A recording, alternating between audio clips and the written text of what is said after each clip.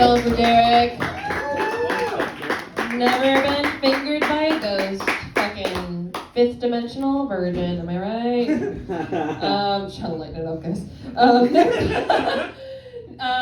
deck right now we have Nick Lindemann. Come on stage right now, the very funny Corey Lara. Give it up for your host, everybody. She didn't say my favorite serial killer. My favorite serial killer is Samuel Little. Remember that name. It's going to be important in a half a minute. But I'm like, I don't know. You guys watching that Dahmer show or not? Because I'm not watching it. Like, I heard too many bad things about how it was like re-traumatizing the victims and stuff like that. And you know, really, I'm just sick of like Dahmer's had like how many, like 5 movies and 2 documentaries at this point. Like, come on, give some of the other serial killers a chance. Like, so Samuel Little is the one I wrote down. If you don't know him, he's America's most accomplished serial killer. He has killed 93 victims, and he is a black man. Where's his Netflix special? Where's his Netflix biopic series? Come on, representation matters, people. Come on. Like, I want to see like Michael B. Jordan playing this sexy serial killer that I should feel like uncertain about how I should feel attracted to him, you know, when I'm watching it. Like, come on, like, you know, like I did this education during 2020. I worked on myself. Like, the least Netflix can do is give me a TV series to watch to confirm that. I don't know. You haven't seen what's been going on in Iran the past few weeks? Yeah, it's been pretty wild. Like, you know, protests in the streets, people are burning stuff down. Man, they are really taking this Black Little Mermaid thing really hard. I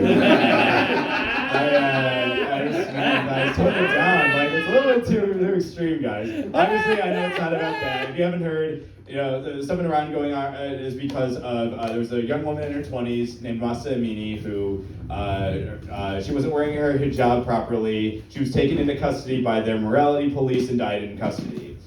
Meanwhile, in other countries, other women that wear hijabs voluntarily often get targeted for hate crimes. So really, there's only one solution to all of this. The common denominator that I see, and it's just we should just ban all men. Like, I don't know what else. What else are we gonna do to solve that problem? I don't know. And I mentioned the Black Little Mermaid thing too, and you know, this whole cycle happens again with all the bullying on Twitter, all the racists come out and stuff like that.